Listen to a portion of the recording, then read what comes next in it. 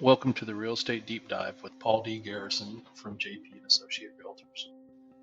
You've probably heard me say it before, but headlines do more to terrify than clarify. A great example of this is in a recent NerdWallet survey. 67% of Americans surveyed thought that the housing market was going to crash in the next 3 years. One of the likely reasons people are feeling that way is because of headlines like these.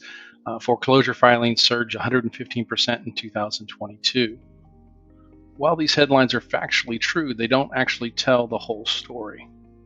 So if we look at the actual data from Adam, basically one of the leading curators in real estate data nationwide, we see that yes, foreclosures are up from 2021 to 2022, 115%, but they were actually down 34% from 2019 compared to 2022. In addition to that, if we compare 2022 to the peak of foreclosures that happened in 2010 when there were 2.9 million foreclosures, we're actually down 89%. As I say, a picture's worth 1,000 words. So here's a graph of the number of foreclosures for each year. Yes, you can see in 2022 that we did increase over 2021, but you can still see that 2022 is below the previous years before the pandemic, 2019, 18, and 17. If you look at the dark red columns, that's where there were over 1 million foreclosures in that year.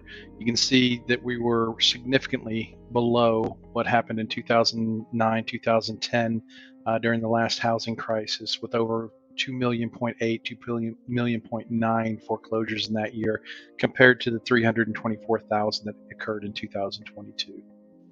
Here's another great look. We're going to compare the last 3 years, so 2020 to 2021 and 22, compared to the prior 3 years before the pandemic, 2017, 18, and 19.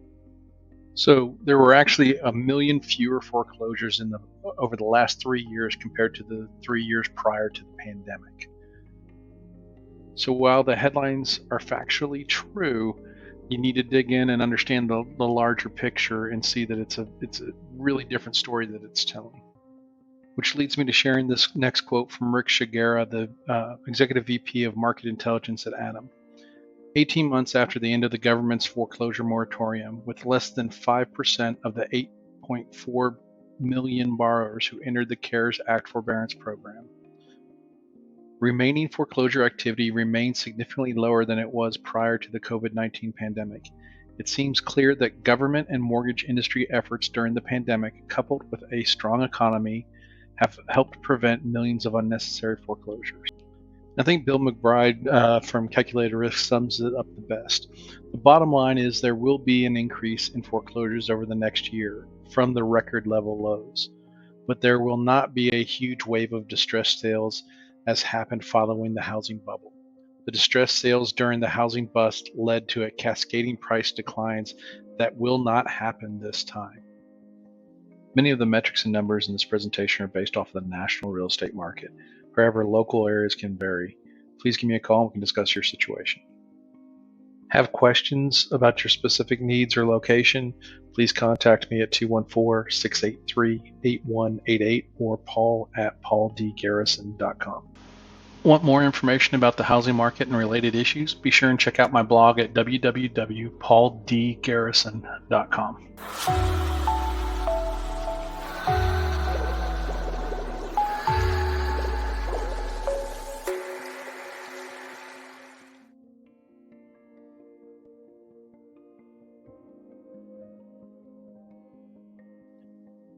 Thank you for your time. Please take a moment to visit our website at www.pauldgarrison.com.